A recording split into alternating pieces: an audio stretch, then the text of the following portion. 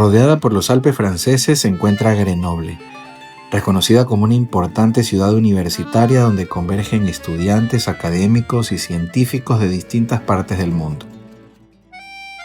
Muy cerca de aquí aparecen Chambéry y Annecy, territorios vinculados históricamente a la antigua región de Saboya, un espacio alpino de enorme riqueza cultural que durante siglos conectó rutas comerciales, tradiciones y formas de organización política entre Francia e Italia. En este escenario tuve el honor de participar en una jornada académica organizada por la Universidad Grenoble Alpes, dedicada al análisis de las jurisdicciones constitucionales en América Latina. Un diálogo académico que nos recuerda que aunque existen océanos y continentes de distancia, los desafíos de la justicia, la democracia y los derechos humanos siguen siendo universales.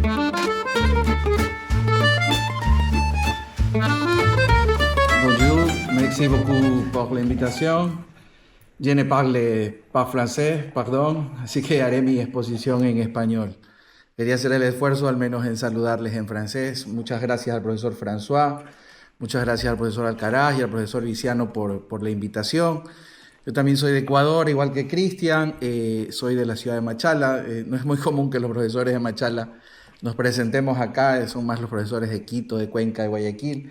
Pero Machala es una ciudad de la que nos sentimos orgullosos porque fue la primera ciudad en donde una mujer en Latinoamérica ejerció el derecho al voto. Sí, fue hace 102 años Matilde Hidalgo vota en Machala y bueno, eso nos hace orgullosos también de vivir en nuestra ciudad. Ahora a lo que vinimos, ¿no? Para hablar de bloque de constitucionalidad en Ecuador, y no sé si allí, Luis Miguel, tú me puedes ir ayudando. Muchas gracias. Esta parte primera solo le he puesto un poco para dar contexto, ¿no? Como ya seguramente se conoce, el bloque de constitucionalidad o la doctrina del bloque de constitucionalidad nace justamente acá en Francia, ¿no? Como ya lo decía Luis Miguel en los escritos del profesor Fauré, allí ya se hablaba de esta idea del bloque de constitucionalidad y el Conseil. Yo creo que la adapta por la necesidad de garantizarle los derechos a la gente o de proteger a la gente, ¿no? De proteger a la ciudadanía frente a la falta de regulación específica de derechos que no veíamos en la Constitución de 1958, y de ahí la idea de incorporar la Declaración de Derechos del Hombre y del Ciudadano de 1789, el preámbulo de la Constitución de 1946, los principios fundamentales reconocidos por las leyes de la República y más tarde la Carta de Derechos de Medio Ambiente, ¿no? Esta teoría entonces, o esta doctrina del bloque, en Francia es muy de hablar de los derechos de las personas. Y luego quien recepta la doctrina es España, pero España le da un sentido muy distinto, ¿no? España en cambio la utiliza un poco para darle forma al Estado autonómico, la utiliza un poco para darle sentido a la existencia de los estatutos de autonomía con la Constitución, y allí un espacio que quedaba en el vacío para poder, como digo, darle forma al Estado autonómico es que se utiliza la doctrina o la corriente del bloque de constitucionalidad en España, que tiene ya su origen más propiamente en la jurisprudencia constitucional. Luego esta doctrina también llega a América Latina, ¿no? Llega a Latinoamérica, y si bien es cierto que hay matices en cada uno de los países, en general, en América Latina el bloque de constitucionalidad tiene que ver con los instrumentos internacionales de derechos humanos y un debate que se abre sobre la jerarquía de los derechos. Digo que hay matices porque quizá en México se vincula más a la doctrina del bloque con la tesis también del control de convencionalidad. Miren que en Colombia, como ya lo decía Luis Miguel, se ha desarrollado por parte de la Corte Constitucional esta diferenciación o esta distinción entre el bloque en estricto sentido o en el bloque en estricto sensu y el bloque en lato sensu, y eso le ha dado un poco mayor de sentido a la idea del bloque en algunos países, pero yo creo que hay de alguna manera una coincidencia en esta tesis, ¿no? De que el bloque de constitucionalidad en América Latina tiene que ver con los derechos de las personas y tiene que ver con la regulación de los derechos en los tratados internacionales de derechos humanos. Ahora, en Ecuador se alinea a esa idea, pero si bien es cierto, si ya vamos a hablar propiamente de Ecuador, yo creo que allí se abren tres debates principales luego de haber revisado la jurisprudencia de lo que antes era el Tribunal Constitucional y luego con la Constitución de Montecristi se convirtió en Corte Constitucional. Y se abren tres debates principalmente. El primero, yo creo, bueno, indistintamente del orden, pero el primero que yo planteo acá en esta exposición es el debate sobre la jerarquía de los instrumentos internacionales de derechos humanos dentro del Estado constitucional ecuatoriano. El otro debate que se abre es el tema de la Constitución material, o el sentido material de la Constitución de la que hablaba Constantino Mortati, que se repiten mucho, o esas frases nosotros las vamos a encontrar mucho en el análisis de la jurisprudencia de la Corte. Y otro debate que se presenta es que es posible o no es posible, o es correcto o incorrecto que el bloque de constitucionalidad sirva como un mecanismo de modificación de la Constitución distinto al que plantea la propia Constitución. Y ahí hay un caso específico que lo vamos a citar un poco porque es ya como parte de la clase obligatoria cuando se habla del bloque. Ahora bien, esta teoría aparece en el Ecuador por primera vez en la jurisprudencia antes de que exista la Constitución que hoy nosotros tenemos en el Ecuador, antes de la Constitución del 2008. Miren que aparece por primera vez, la referencia al menos aparece por primera vez en el año 2004, en una sentencia del entonces Tribunal de Garantías Constitucionales, y comienza ya a hablar del bloque con esta idea, y me permito dar lectura, ¿no? Que los estados no están obligados solamente a cumplir el contenido de sus constituciones, sino también al de los tratados internacionales que han suscrito y ratificado, puesto que existen disposiciones concretas para respetar sus preceptos, y agrega ya el tribunal en esa época, y por lo tanto pasan a insertarse dentro de la normativa con máxima jerarquía, ¿no? Entonces, desde que aparece la primera referencia de esta tesis en la jurisprudencia ecuatoriana, ya plantea el debate sobre la jerarquía de los instrumentos internacionales y sobre la idea de cómo los instrumentos internacionales pasarían o no pasarían a ser parte del rango o del nivel constitucional en Ecuador. En ese mismo orden de ideas, hay una tesis que se repite en varias sentencias. Aquí hay algunas referencias, hay muchas más, yo les he puesto algunas. La sentencia 0014, SCN-CC210, la sentencia 150 del 2016, la 001 del 2017, la 017 también del año 2017. Son algunas referencias, o son algunas sentencias en donde aparecen referencias similares a esta, pero que en realidad son constantes en las sentencias de la Corte ecuatoriana, en donde se establece, ¿no?, que en ese orden de ideas, dice la Corte, se puede observar que el constituyente ecuatoriano dotó una jerarquía constitucional a las normas contenidas en los tratados internacionales de derechos humanos. Esta interpretación ya la hace la Corte, porque cuando nosotros leemos la Constitución, quizá y no dice eso, ¿no? Yo les he puesto en la siguiente lámina un comparativo en cuanto las constituciones se han querido regular jerarquía superior a la norma constitucional respecto de los tratados internacionales y cuándo no. En el Ecuador, el artículo 424 de nuestra Constitución dice lo que ustedes ven ahora acá en la lámina que está a lectura de todos. Dice: la Constitución es la norma suprema y prevalece sobre cualquier otra del ordenamiento jurídico. Entonces, cuando leemos eso, muy difícil pensar que a otra norma se le puede dar una jerarquía similar, ¿sí? Y luego sí dice en un segundo párrafo, en un segundo inciso, dice que la Constitución y los tratados prevalecerán sobre cualquier otra norma, pero dice otras normas haciendo referencia al resto de normas del ordenamiento jurídico ecuatoriano. Luego, yo lo he puesto en comparación con lo que dice la Constitución de Bolivia, que en el artículo 256, bueno, en el 13.4, pero en el 256, sobre todo, nos dice que pueden existir tratados o instrumentos internacionales en materia de derechos que declaren derechos más favorables que los contenidos de la Constitución y se aplicarán de manera preferente sobre esta. Entonces, ahí sí hay una referencia directa desde el texto constitucional y desde la voluntad real del constituyente para decir que habrán casos en que los instrumentos internacionales van a poder aplicarse por encima de la Constitución. Luego, lo que ha hecho la Corte es ya una interpretación de los jueces, que ha ido variando además respecto de las conformaciones de la propia Corte. Es decir, hay jueces o hay momentos de la Corte en que esa interpretación ha sido más amplia y hay momentos de la Corte en que con otra conformación distinta esa interpretación ha sido limitada de alguna forma. El otro debate, bueno, ese es el primer debate, ¿no? Sobre el tema de la jerarquía de los tratados. El otro debate es que también es permanente en la jurisprudencia de la Corte Constitucional Ecuatoriana, es hablar sobre esto de la Constitución en el sentido material, como lo hablaba Mortati, ¿no? Y luego, miren esta referencia que también se repite en muchos fallos.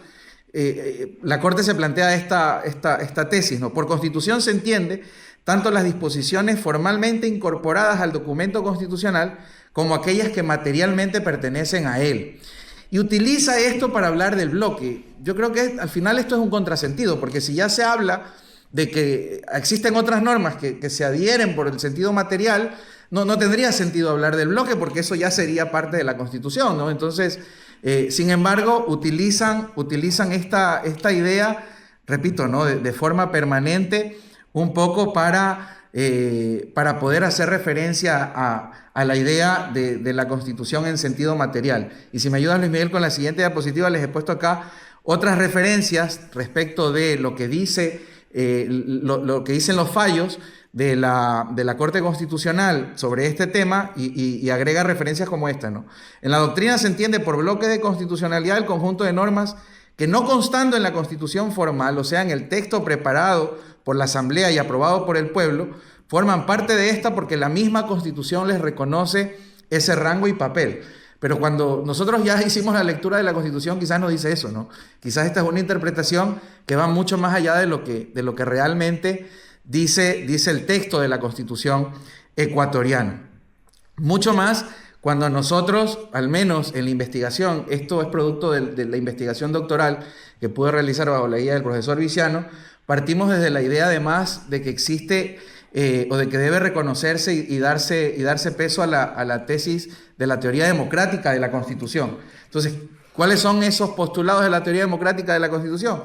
Bueno, que existe una norma escrita, pero sobre todo que tenga origen popular, es decir, que nazca del acuerdo ciudadano, que nazca del acuerdo popular y que además se respete ese acuerdo popular. Entonces, esto sería en un contrasentido de la teoría democrática de la Constitución, si ya son los jueces los que podrían ir incorporando cosas y no realmente el acuerdo ciudadano, el contrato social o el acuerdo del soberano, ¿no?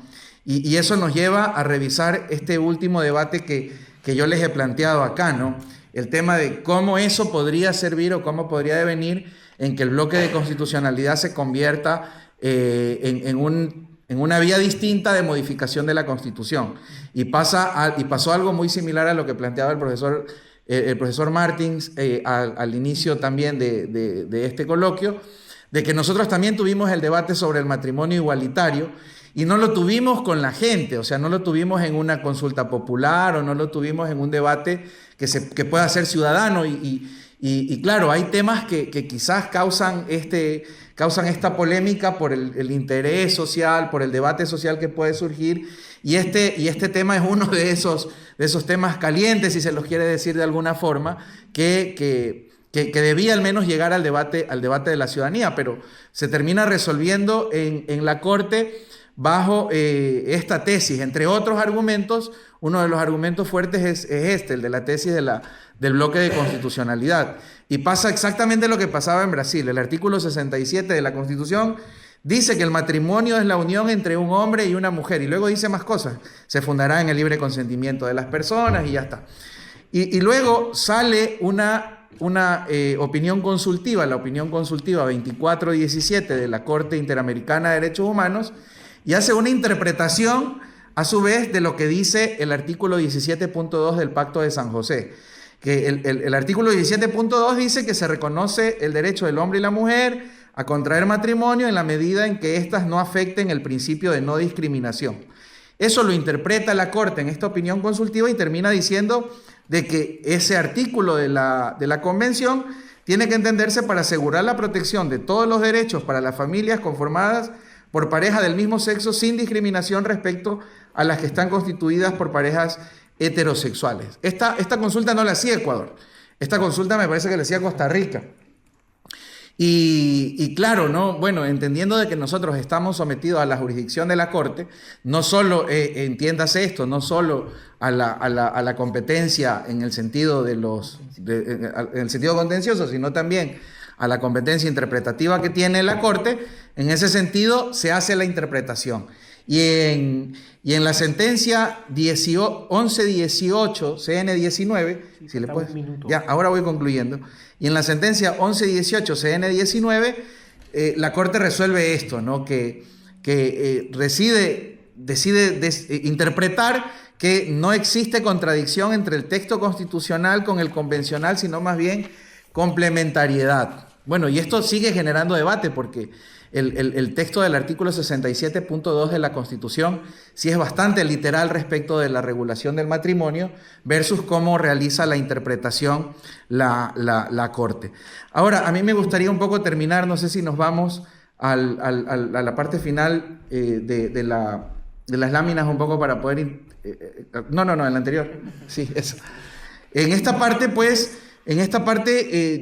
yo al menos creo que esto se ha planteado una suerte de transformación del sistema de fuentes, ya cuando vamos viendo cuáles son los elementos que integran el bloque de constitucionalidad. Yo creo que sí hay un acuerdo en la jurisprudencia constitucional ecuatoriana que el bloque, bueno, primero que no puede estar al mismo nivel de la Constitución, porque no se equipara al nivel constitucional, sino que es complementario y sí podríamos decir que está por arriba del resto de normas, pero no al mismo nivel ni por arriba de la Constitución.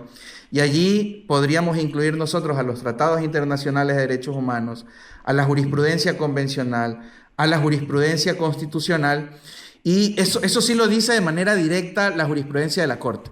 Pero en nuestra investigación nos ha parecido también importante agregarle dos elementos, ¿no? Que tienen que ver también con los principios de la teoría democrática de la Constitución, es decir, que conllevan el acuerdo ciudadano, que es por un lado los principios de la justicia indígena que forman parte del acuerdo ciudadano para incluirse en el texto de nuestra Constitución, y por otro lado los resultados de las consultas populares, que tienen este componente democrático y que en el Ecuador están como en el aire. Y digo están como en el limbo jurídico porque de hecho nosotros hace poco hemos tenido consultas populares que tienen que ver, por ejemplo, con la defensa del medio ambiente, como pasó con la consulta del Yasuní, que el propio presidente en su campaña dijo, yo voy a votar a favor de la defensa del Yasuní, y ya de eso han pasado 2 años y no se cumple el resultado de una consulta popular pese a tener el acuerdo ciudadano, pese a tener la voluntad mayoritaria de las personas, y no hay tampoco un mecanismo de exigencia, ¿no? Esta quizá sea la respuesta a saber cómo hacer valer la voluntad de las personas, cómo hacer valer la voluntad de la gente. Disculpa la extensión, François. Muchas gracias.